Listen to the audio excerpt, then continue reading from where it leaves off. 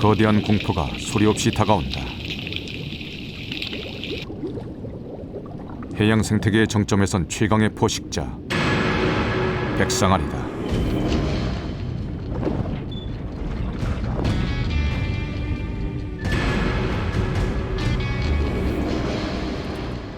가공할 힘과 놀라운 사냥 감각으로 인간까지 무력화시키는 바다의 제왕. 백상아리는 인간을 공격하는 식인상어로 오랜 세월 두려움의 대상이 되어왔다. 그리고 2009년 8월 백령도.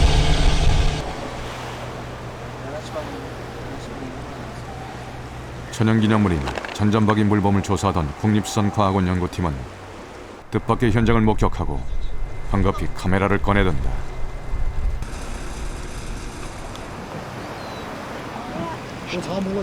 수면에 언뜻 지느러미가 드리워지더니 잔뜩 긴장한 물범 무리가 황급히 바다 위로 피신한다.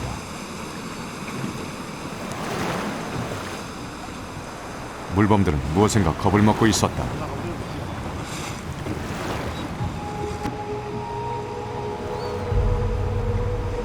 미처 피신하지 못한 물범 한 마리에게 거대한 생물체가 접근한다.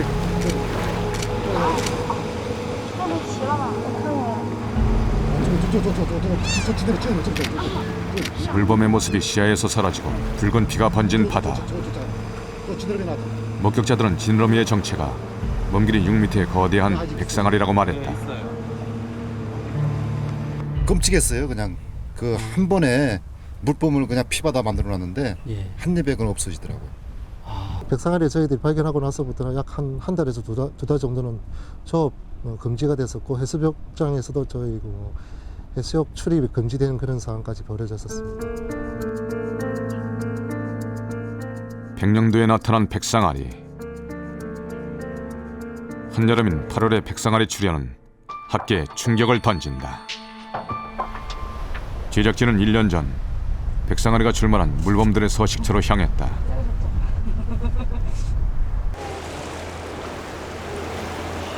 잔잔박이 물범은 최대 크기 2m에 달하며 매년 여름 백령도에 서식하는 포유류. 이들이 백상아리에게 공격받은 것은 지난해 처음 확인됐다.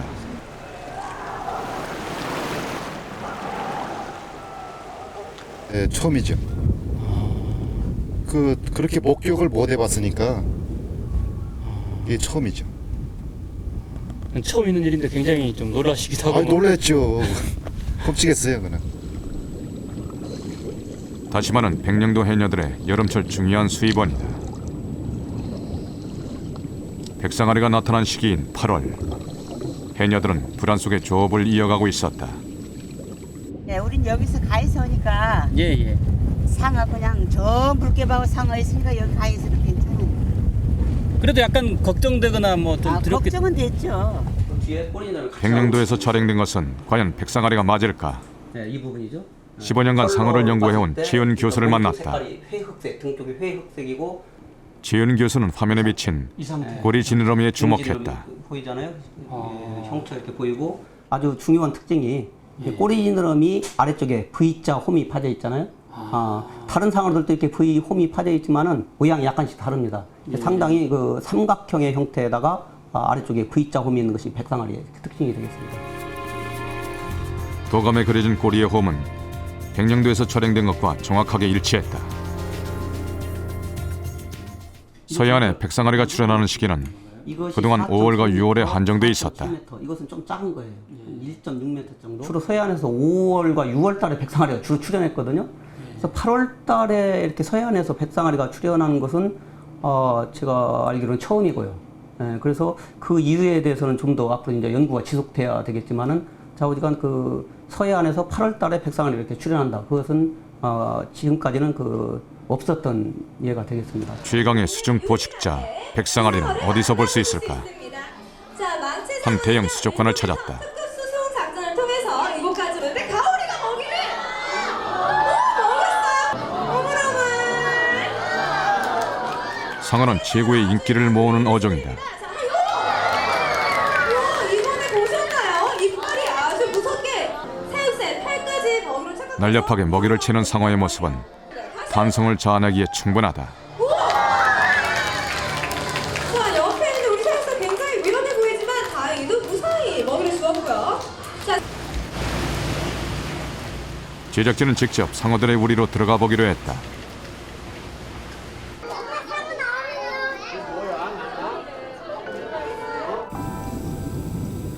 먼저 제작진에게 다가온 것은 브라운 상어. 3m까지 자라는 브라운 상어는 연안의 바다 표층을 빠르게 떠다니며 때로 사람을 공격하기도 한다. 주로 바닥을 유영하는 널수 상어는 강력한 꼬리 지느러미를 가지고 있다. 상어들은 각자의 사냥수를 발전시키며 진화했다. 이곳의 상어 중 인간에게 가장 위협적인 샌드 타이거 상어. 바다 거북이나 해상 포유류를 사냥하는 샌드 타이거 상어는 평소엔 느리지만 먹이를 발견하면 민첩하게 돌변하는 교활한 사냥꾼이다. 수족관에서 만난 대형 상어는 대부분 우리나라에선 보기 힘든 것으로 따뜻한 아열대 바다에 사는 종이 많았다. 저희가 보유한 상어들의 대부분은 호주 연안의 케언스라는 곳에서 약 30여 마리가 공수되었고, 나머지는 남아공의 케이프타운 밑에 연안 쪽에서 우리 한국까지 오게 되었습니다.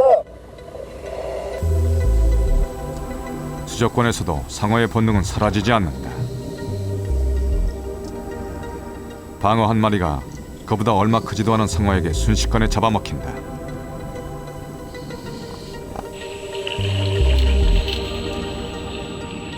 단번에 먹이를 반토막 내는 상어. 남은 토막을 다른 상어가 재빨리 채간다.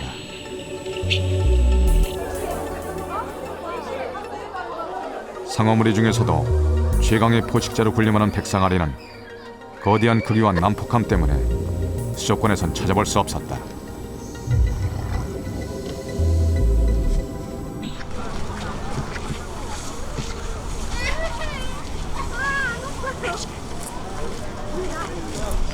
제작진은 다른 형태로 한반도의 백상아리를 마주하게 됐다. 크기가 엄청 큰 것 같은데 길이가 어느 정도? 길이는 약 한 4.7m 됩니다. 예. 몸무게는? 몸무게는 약 한 1.5톤 정도.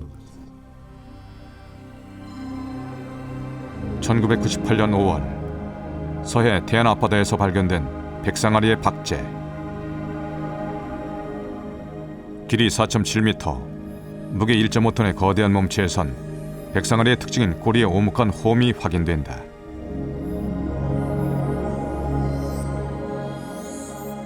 주로 해양 포유류를 사냥하는 백상아리의 이빨은 거대한 사냥감도 쉽게 자르고 찢을 수 있도록 가장자리에 톱니를 두른 삼각형 모양이다. 어류를 찍어서 삼키는 다른 상어와는 생김새와 크기가 확연히 다르다.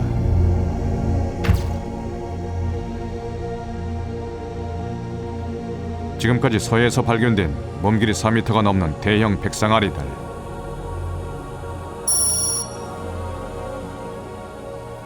대부분 어선의 그물에 잘못 걸려 사체로 발견된 것 말고도 이들에겐 공통점이 있었다.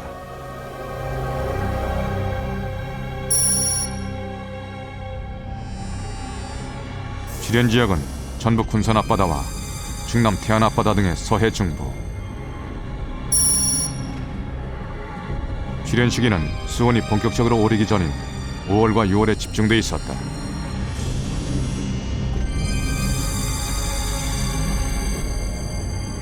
(15도에서 16도씨 사이의 수온에서 발견되던 백상아리가 무더운 8월 서해 북부까지 출몰한 사실은 어떻게 받아들여야 할까? 좀 더 백상아리에 접근할 수는 없을까?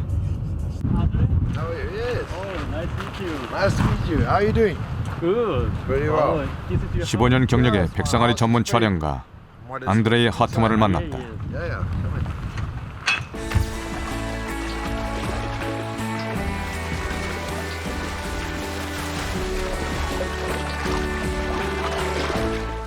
안드레이 하트만은 상어의 초근접 사진을 찍는다. 상어의 코를 만져 입을 벌리고 날카로운 이빨을 드러내도록 유도하기도 한다.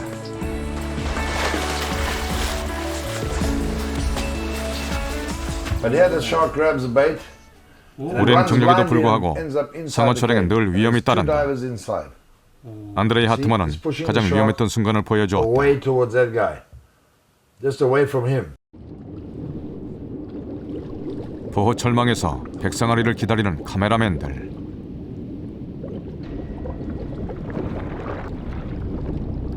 곧 몸길이 3m가 넘는 백상아리가 나타나 미끼를 문다. 배 위에서 미끼에 연결된 줄을 보호 철망 쪽으로 잡아당기자 흥분한 상어는 빠르게 움직이다 보호 철망까지 난입한다.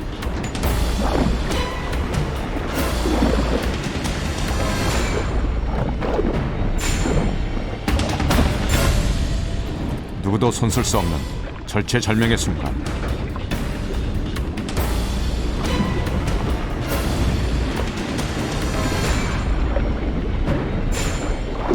카메라맨들이 있는 힘을 다해 다행히 보호 철망 밖으로 빠져나온다.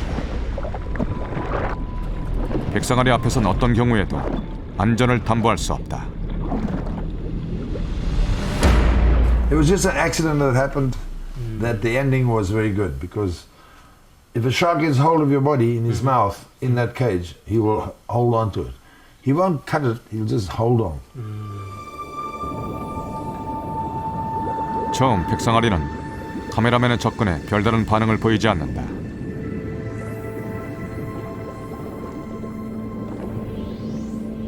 느긋하게 움직이다 한순간 빠르게 움직이며 목표물을 공격하는 백상아리.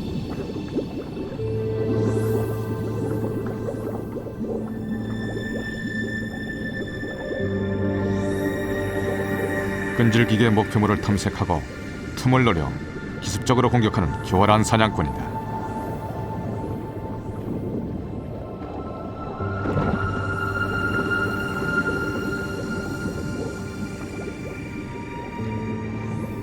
But some are really mean. And they will try maybe to try and bite you, and they can do it so quickly. They come swim, they swim past you slowly, they look at you and they look at you, and it's the way it looks at you. It's just the way it behaves. And the moment when he has the right moment, he can take a bite very quickly. 다음 날 제작진은 다시 간스베이의 바다에 나섰다. 상어의 기습 공격을 막을 보호 철망.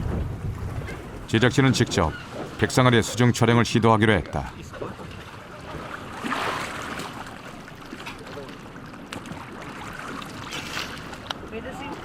벌써 가까이 접근한 백상아리. 제작진은 긴장을 억누르며 수중 촬영을 시작했다.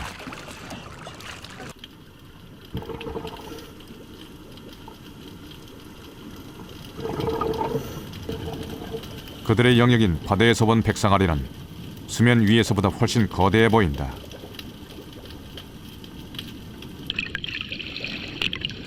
천천히 그러나 한치의 어긋남도 없이 미끼에 접근하는 백상아리. 백상아리는 빈틈없는 감각기관을 갖춘 예민한 사냥꾼이다.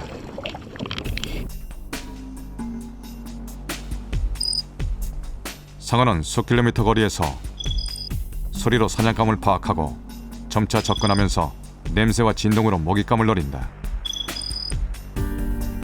눈은 10m 정도만 볼 수 있을 정도로 나쁜 편이지만 먹이의 미세한 움직임을 감지할 수 있는 로렌치니 기관을 갖고 있다.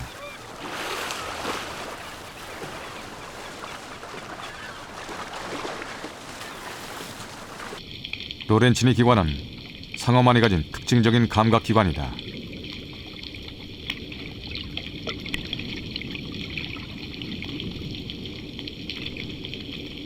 로렌치니 기관은 살아있는 생물이 내는 미약한 전류를 감지해내는데 주둥이 부분의 피부에 수천 개의 구멍으로 이루어져 있다. 백상아리는 곧 제작진에게 관심을 나타내기 시작했다.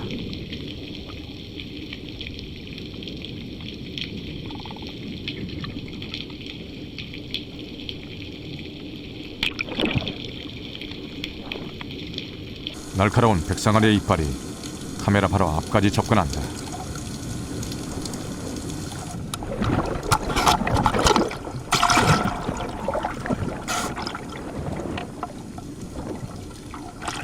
백상아리의 이 날카로운 이빨은 강력한 턱의 힘으로 지지된다.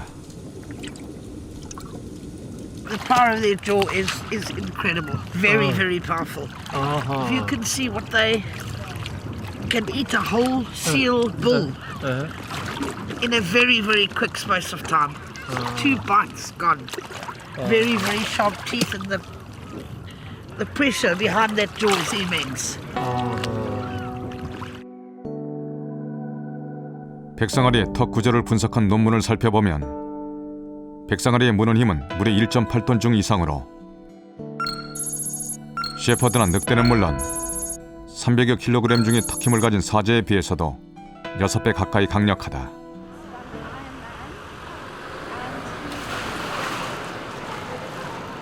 올해 28살의 청년 아심은 4년 전 겨울 백상아리에 물리는 사고를 당했다. 가까스로 목숨은 구했지만 한쪽 다리는 상어의 위 속으로 사라진 뒤였다. Yeah. Yeah, my That's why this side, yeah, right this, yeah. The shock attack was sort of like from the side. this side. Yeah, and 아심은 육상 선수였으며 수영 실력이 뛰어나 해양 구조대원으로 활동하기도 했다. 사고 당일에도 그는 인명구조 훈련을 하고 있었다. 가상 훈련에서 조난자 역할을 맡아 수심 3m의 해안에 떠있던 아심은 물밑으로 내려가는 거대한 그림자를 발견한다. 먼 길이 4.7m의 백상아리였다.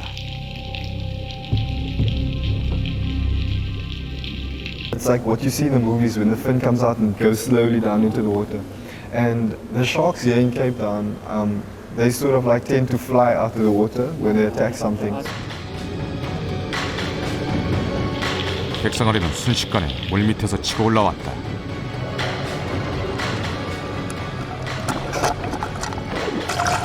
아심은 허우적거리면서도 주먹으로 백상아리를 치면서 벗어나려 했지만 이미 한쪽 정강이를 물린 뒤였다. Trying to push away from the shark, and I mean, the shark actually just kept shaking me around with its head, and then it pulled me underwater for a while. And as I was underwater, I tried to hit the shark as much as I could with my hands, and I mean, hitting the shark, it's like hitting a wall. 물속으로 끌려 들어가던 아심은 상어가 한쪽 다리를 물고 떨어진 사이 있는 힘을 다해 헤엄쳐 해양구조대 고무보트에 구조됐다. 긴 재활훈련 끝에 장애인 수영 선수가 된 아심. 그러나 지금도 충격에서 벗어나기가 쉽지 않다. Yeah, no, definitely. I mean, whenever I go to the ocean, you know, it still plays over and over, and you know, sometimes it brings back sad memories. But you know, I'm grateful to be still here today, to still be alive, and to be trying to reach my dreams still. So. 1959년 첫 희생자가 발생한 이래 서해에서의 백상아리 피해 사고는 보리월 중부 해역에서만 발생했다. 1년 전 백상아리의 물범 포식을 목격했던 현지 주민과 동행한 현장 조사.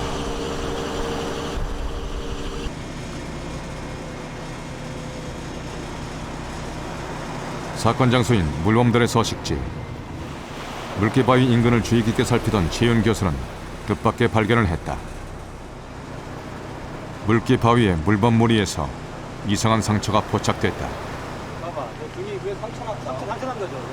상어 아니야? 상처 났죠? 상처. 물범의 목덜미에 붉게 드러난 상처. 보통 몸을 말리기 위해 바위로 오르는 물범은 종종 자리다툼을 하다 서로 핥히기도 한다. 하지만 핥힌 상처로 보기엔 너무 깊었다. 지난해에 이어 올해도 백령도에 백상아리가 나타난 것일까?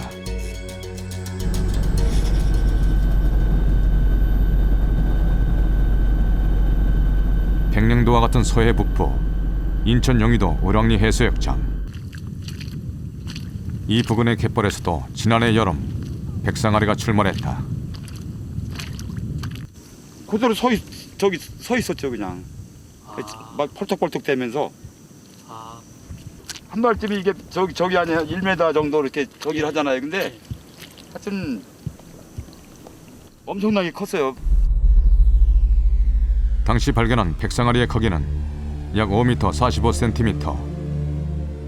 초저녁 갯벌에서 백상아리를 발견한 주민은 크게 놀라 바로 해경에 신고했다. 처음에는 그냥 후라시발만 보고 바로 그냥 신고를 했는데 고래 같은 거로 봤어요. 고래 같은 걸로. 너무 크기 때문에. 다음 날 현장에 도착한 전문가는 이 상어가 백상아리라고 결론지었다. 우랑리 해수욕장 인근 갯벌에서 백상아리가 출현한 것은 처음 있는 일이었다. (14도에서 15도씨를 적정 수온으로 하는 백상아리가 어떻게 무더운 8월에 나타났을까? 지난 40년간 서해의 수온은 1.4도씨나 상승했다. 해양 생태계에 큰 변화를 가져올 급속한 온난화의 결과다. 우리가 인체 체온하고 비교할 수 있을 텐데요.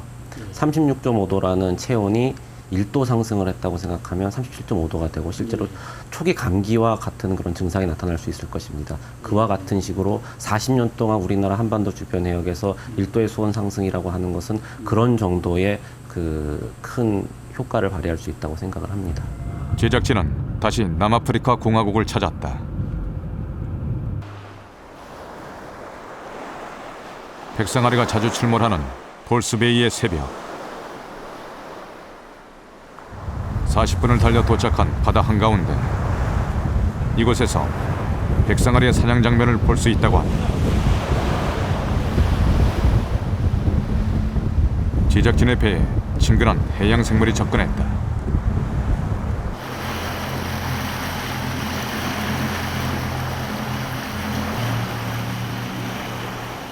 어두운 회갈색에 최대 2.5m 크기의 남아프리카 물개다.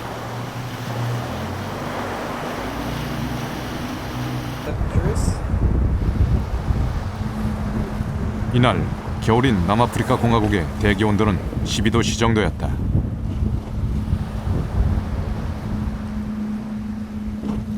백상아리에게 영향을 끼치는 표층 수온은 어떨까?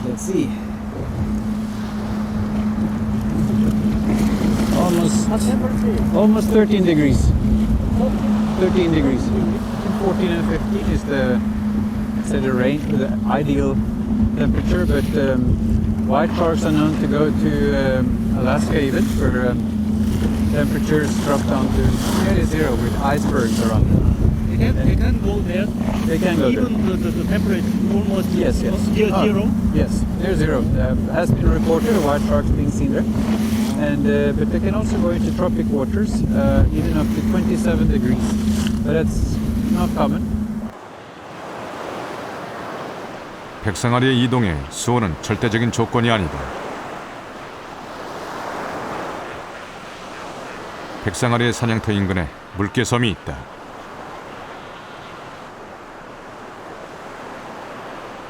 무려 6만 4천여 마리의 물개가 무리지어 서식하는 장관.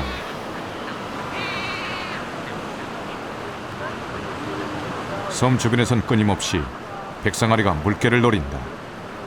Fast running shark, and once the seals have seen the shark, then the shark has big difficulty catching them. Not easy at all. So the shark relies on being invisible and surprising them, coming up from behind or underneath and surprising them. 해가 막 떠오른 아침은 백상아리가 노리는 공격 시기.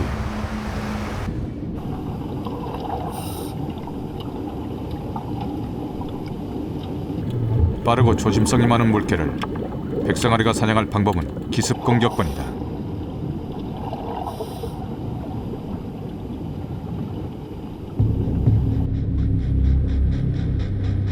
햇빛이 수면에 반사되는 시간. 물밑의 상어를 물개는 알 수 없다. 상어는 어둡고 깊은 물 밑에서 빠르게 수직 상승하며 물개를 낚아채는데 이때 속도를 못 이겨 물 밖으로 점프하기도 한다.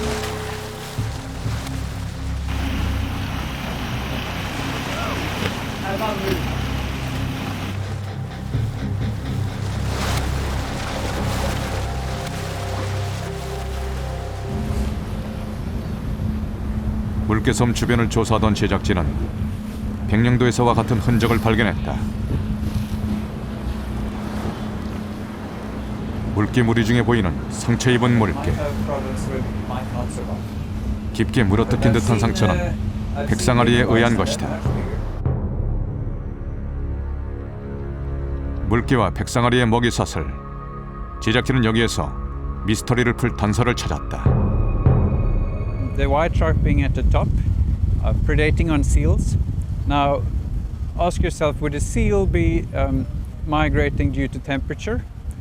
Or perhaps it's a fish that the seal eat that's more sensitive to temperature changes and would move? Or even the plankton that the fish again eat. So, if you look at the whole system, if one of these elements move due to temperature, higher up in the tropical levels, they would have to move too. 여름인 8월, 서해 제북단의 섬 백령도까지 백상아리를 끌어들인 먹잇감은 무엇일까? 물범 역시 물개와 마찬가지로 백상아리가 선호하는 포유류.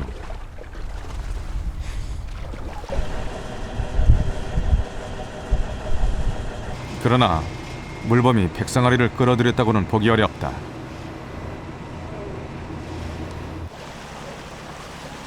매년 백령도를 찾는 물범은 그 수가 줄어드는 추세로 2002년 340마리에서 올해엔 200마리만이 백령도를 찾아왔기 때문이다.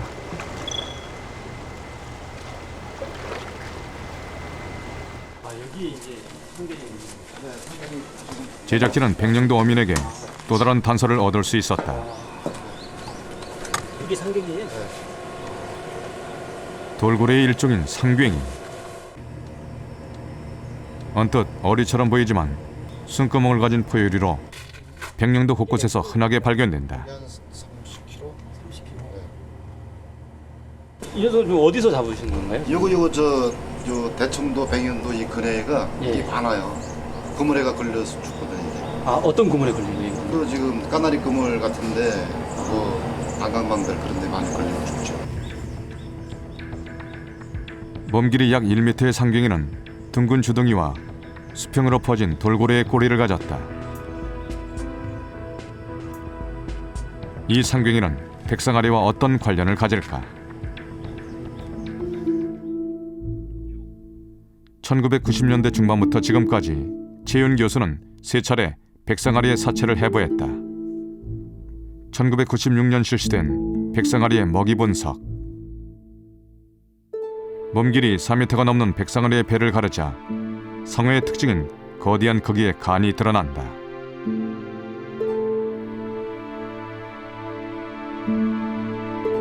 이어 위를 가르자 안에서 나온 것은 바로 상괭이. 해외에서 발견되는 백상아리는 대부분 물개나 바다 표범을 포식하지만 서해안의 백상아리는 상괭이를 먹이려 하고 있었다.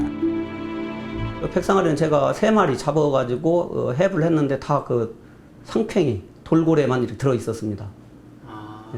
근데 2m 이하 되는 어린 새끼는 양태나 이런 새우류도 먹는데 일단 3m가 지나면은 그 포유류를, 해산 포유류를 주로 먹고 제가 확인한 바로도 다 그 상괭이라는 돌고래만 먹고 있었거든요. 그러니까 주 먹이원은 바로 상괭이다. 그러죠. 예. 백상아리의 먹이원인 상괭이 역시 이전부터 서해에 서식하던 종이다. 상괭이의 생태에 어떤 변화가 생긴 것은 아닐까?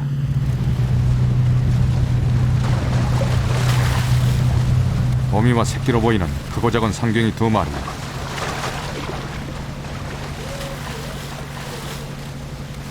상괭이 어미는 출산 후 1, 2년간 젖을 먹이며 새끼를 키운다.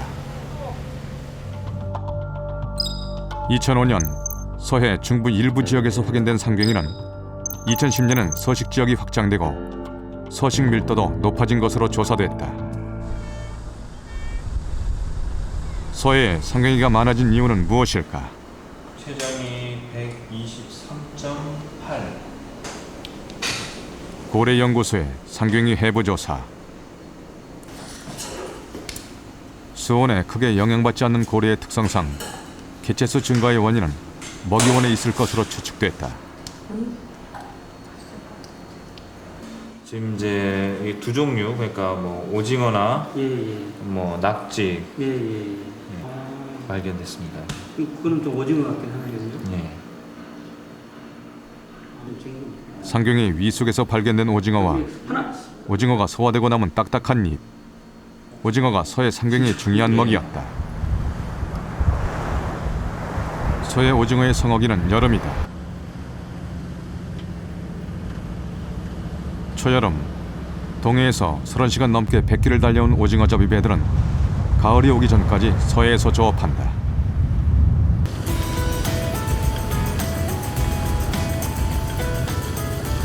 동해에서 온 선원들은 서해에서 오징어를 잡다 보면 상경이가 자주 나타난다고 말했다. 그렇다면 상경이가 개체수를 늘리며 백령도 인근까지 서식지를 확장한 원인은 오징어에 있는 것이 아닐까. 백령도 백상아리에서 시작한 먹이사슬의 역추적은 상경이를 거쳐 최종적으로 오징어에 이르렀다. 국립수산과학원의 조사에 따르면 서해 오징어의 생산량 증가 곡선은 온난화에 따른 수온 변화 추이와 비슷한 양상을 보였다. 1980년도 이후 그리고 90년도 지구 온난화가 시작이 되면서 그 대만 난류 지류가 황해 쪽으로 아마 가는 게 생겨나고 그게 세기가 강해졌기 때문에 그 오징어의 양이 그 길을 따라가는 오징어 양이 많아진 것으로 생각이 됩니다. 8월 백령도에 출현한 백상아리의 미스터리. 그 해답은 온난화가 일으킨 연쇄적인 생태 변화에 있었다. 먼저 난리를 타고 서해에 오는 오징어의 수가 급증하며 백령도까지 발견됐다. 이어 오징어를 줄어먹는 서해 상경이의 개체수가 늘었고 서식 지역이 넓어졌다. 그리고 상경이를 쫓던 백상아리는 최적의 서식 환경인 오리올의 서해 중부에서 8월 서해 북부로 이동한다. 결국 하부 생태계의 교란이 최상위 포식자의 생태계까지 이변을 일으킨 것이다.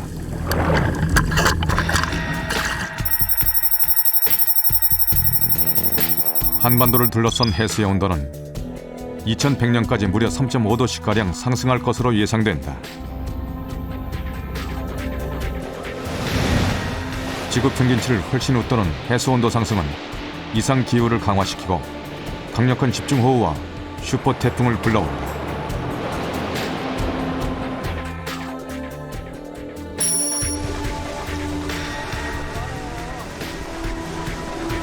이미 한반도 곳곳에서 나타나기 시작한 생태계 교란의 징후는 결국 생태계 붕괴를 일으킬 것이다.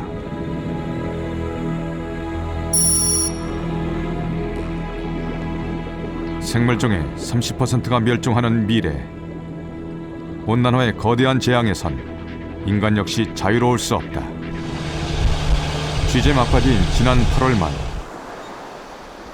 백령도 사고 태변.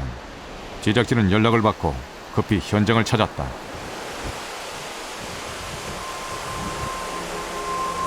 본래의 모습을 짐작할 수 없을 만큼 물어뜯긴 채 파도에 떠밀려온 사체.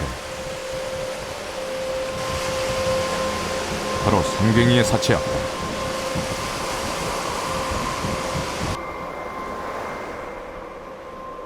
늑골까지 잘려나간 내장이 드러난 배 부분.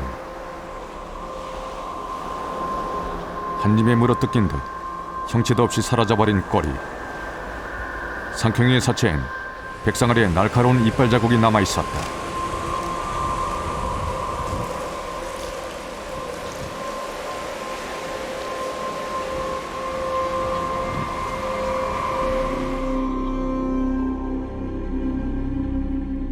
백령도, 백상아리가 보내는 위험 신호. 생태계 재앙의 불길한 징조는 지금도 계속되고 있다.